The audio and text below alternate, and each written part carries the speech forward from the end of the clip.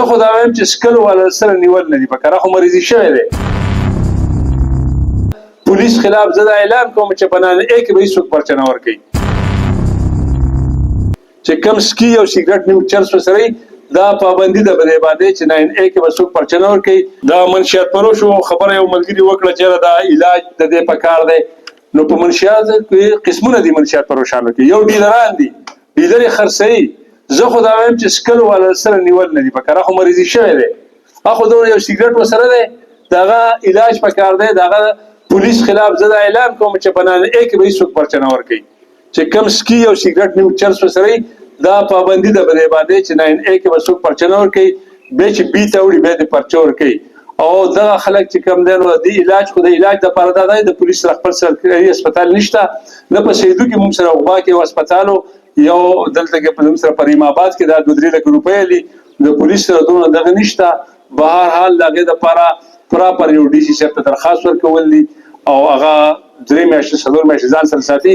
خو هغه منشیات فروش دي چې هغه بالکل هغه حد پار کړی دی چې هغه نشي نه بغیر کار نه کېږي، او د دې ته دا ډېر زیات سیوا دی.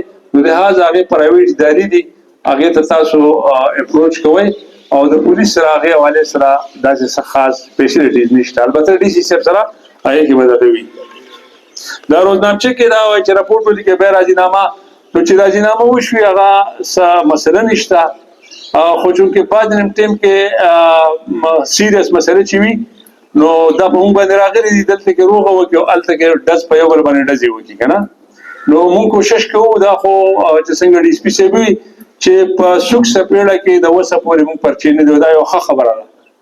ولې که بعض نیم ټیم کې نشه ضرر هم راشي او هغه پرچې ته پیټ وي، خو موږ دا د یو ښه انیشیټیو ده چې لکه پرچم ده، خو چې فریقین یو بل سره راضینامه کوي، ډي ار سي والا کېنول یا د علاقې مشرانو کېنول، نو ښه خبره ده چې پولیس په هغې کې کاروایي ونه کوي. دا زه اپریشیټ کوم چې بالکل دې کې اف آی آر نه وي او دا پریکټس دغه شان جاري سري ساتئ. د ما په پرچه ورکړه، ما چالان ورکړو، د په سبا یې روغه وشوه، د بیا وکیل نیسي، بیا به ضمانتي نیسي، بیا به هلته کې ځي او غریب به لویږي پاسېږي، به په 3 میاشتې او 5 میاشتې کې بیا کیس هم نه ختمېږي. نو لحاظه دا ډي ار سي د دواړو ترانو ډېر اپریشیټ کوم چې د هغې یو ښه رزلټ هم را روان دی، موږ ته باقاعده ماهانه کارکردګي راځي. نو زه تاسو اپریشیټ کوم او زه دواړه شوګانو صاحبانو ته وایم چې په سوک سپېړه کې که راضینامه کېده او نقشدره راملو، خو بهرحال هغې کې هم که بیا هم فریقینو راضینامه کول نو پرچې پکې مه ورکوئ، او د ډي ار سي والا هغه دغه ته ګورئ چې هغې تاسو له یقین دهاني درکړي چې موږ پکې روغ